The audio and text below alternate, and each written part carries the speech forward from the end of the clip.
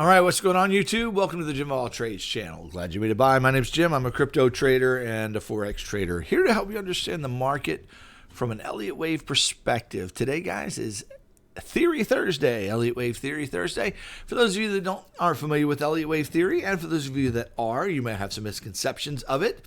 So I would just highlight some aspect of Elliott Wave Theory and how we use it to trade, and we'll see how it applies to the current market. We're going to look at Bitcoin today and just kind of look at something that you really need to understand about wave structure. When we talk about Elliott Wave Theory, we're talking about wave structure, okay? Before I jump in, let me just say, hey, I'm not here to give you financial advice, just showing you how I look at the market. Okay, so today what we want to talk about is an impulse wave, and it's important to be able to understand what an impulse wave is, how it's formed, and the sub-degrees or the subsections of an impulse wave, okay? This may be simple, but this is one of the things that we use to track a wave and identify when a wave might be finished, and that's really handy to know. We can't predict exactly where it's going to finish. We look at levels for that. We look at wave structure and support resistance zones, obviously. We're coming up into a resistance zone right now. We're here, and so we're asking ourselves the question as we. Let me get on the daily chart here a little bit easier. There, we're coming into a resistance zone here. We have a double top over here from 2021 right here. We've got monthly closes. If I showed you the monthly close, that's the weekly close. Let's look at the monthly.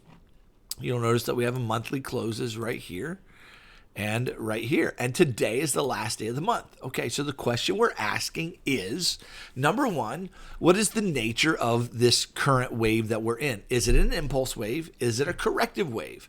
Well, right now, it's moving impulsively. You say, what's the difference?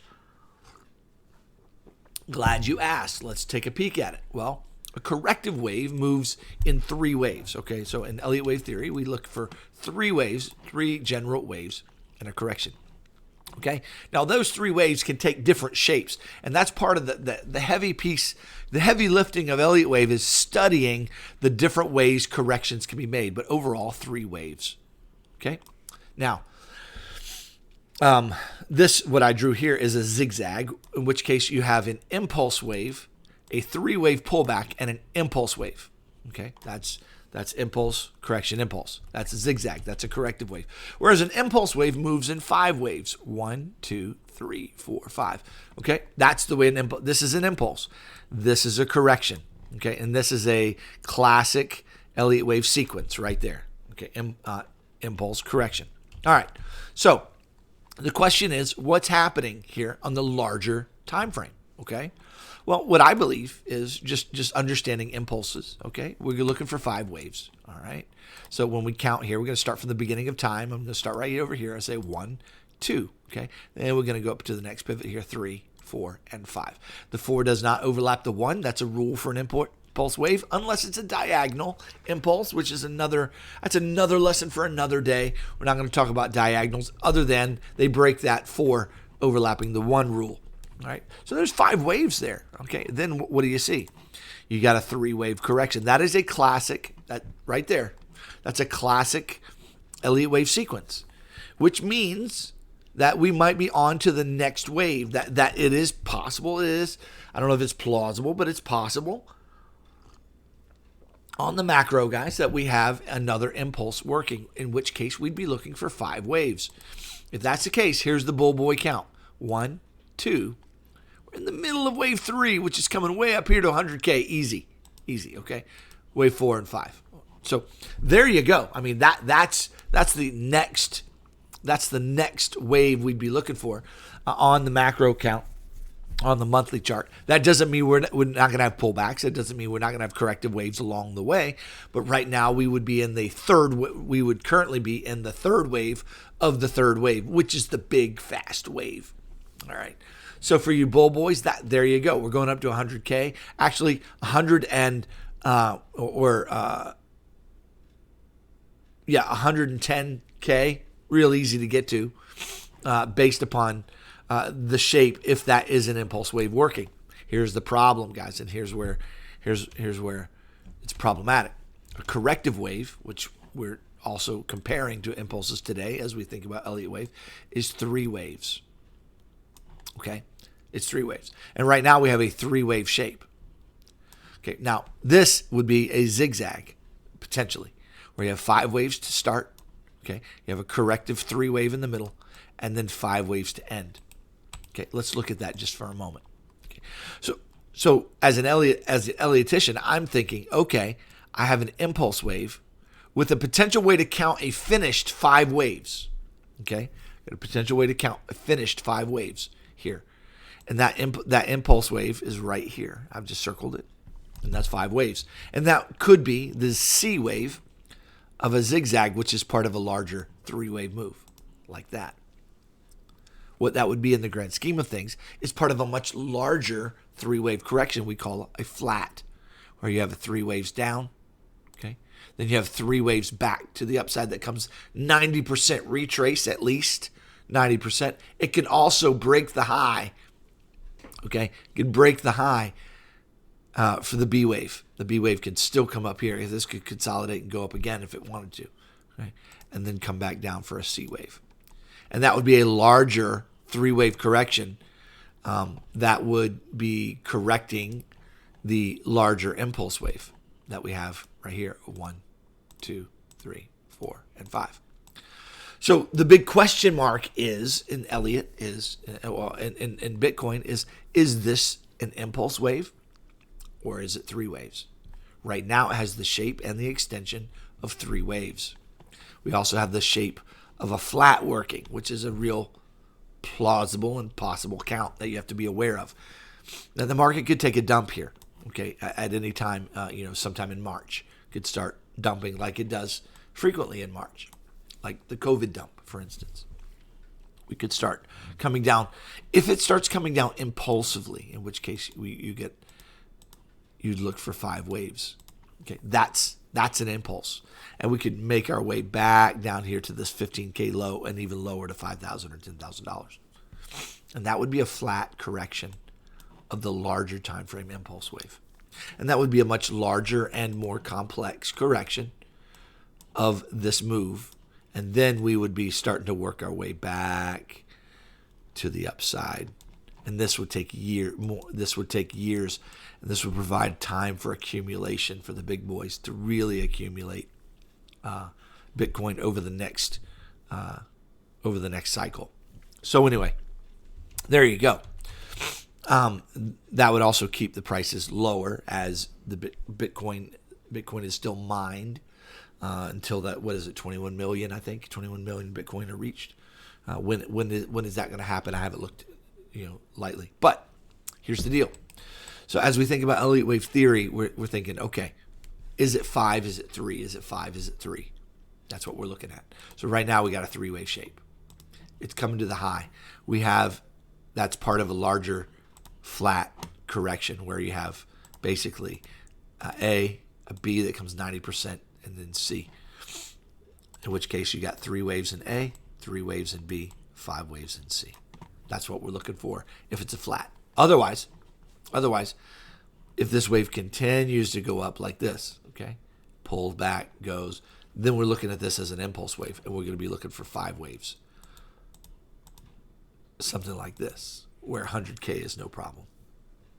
100K will be no problem in that circumstance. Okay, let's finish up today's video, and let's look at this wave right here, and let's count and see if there's 5 waves there. Okay, so we're going to go down to the 4-hour, so we can see those waves a little bit more carefully.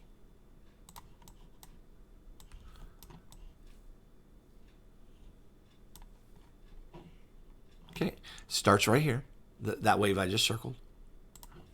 And we're going to go 1 and 2 right there. This is going to be 3. There's 4, and there's 5. Okay, that's a good way to count it. Now, let's look at this 5th wave, because in Elliott, the 5th wave, the 3rd wave, and the 1st wave all need 5 waves in it. Okay, so let's count and see if we got 5 waves here in the 5th wave. Let's go down to a smaller time frame. So notice how we go down to the smaller time frames to do the subwave counts of these larger waves, right? So do we have 5 waves here? Let's go to the hourly. There we go. Let's count 5. Start right here. We got 1, 2, 3, 4, 5. Now, in this 5th wave, there should be 5 waves in that. So let's zoom in again, 15-minute chart, and let's count the 5th wave. Do we have 5 waves? This is where it gets tricky because we got a 1 and a 2. So where's 3? Is 3 up here? And are we in the middle of 4? Which I think we kind of are. Then we hit 5. That's kind of what I think. We get some kind of a triangle here. 1, 2, 3, 4, 5. Boom. Like some kind of consolidation. Okay. And then we get a hit. And that's probably where we are right now. That's what I think we are. So that's going to help us track the end of this wave where we got 1, 2. All this is wave 3. We had the beginning of correction here, 4. And then sometime in March we top and reject. And that'll be potentially the beginning stages of that larger move to the downside, potentially, if it's bearish. If it's bullish, it's gonna flag out, continue up. There may be a larger 3-wave correction, but it'll continue to the upside after. So we'll keep an eye on it. So all we can do is say, okay, those are some scenarios. I don't know what's going to happen. I'm not here to predict the future. All I'm saying, those are possible wave structures that we could expect to see. And you should be at least ready for those possible wave structures. That's what studying Elliot helps you do. Lets you be prepared for those things. So if you begin to see wave structure that's pointing in one direction or another, you can say, you know what? Oh, this looks like it's pointing to this particular account. And then you can embrace that and start trading it that way. All right. If you want to learn Elliott Wave in an easy way, I've got a great course in my Discord. Just come on in. You can learn Elliott. It's free. If you want to, it's not free. It's $40 a month for the basic education plus 2 live streams every day, and an awesome community of traders. If you want to learn to trade and be in a group of people that are trading and learn Elliott as well as trading strategies, psychology and discipline, and how to trade and be in a group of people who are trading actively every day, then come on in.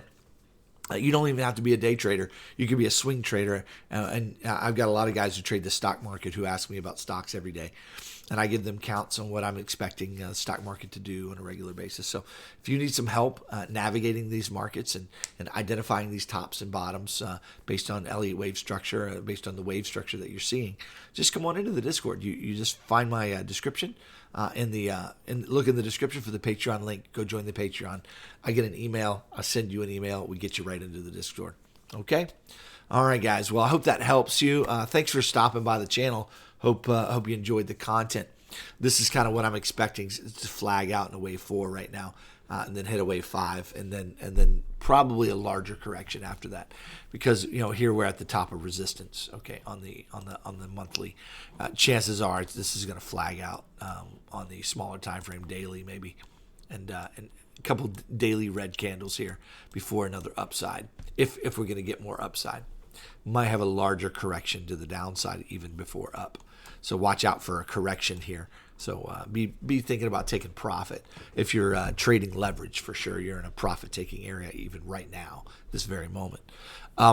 This is profit-taking area if you're on leverage trading. If you are trading spot, this is a potential area of reversal. You've got a couple of days or weeks. I would say a week or so to make your decision before price starts getting out of this range. If it starts coming down, you'll have a chance to make that decision.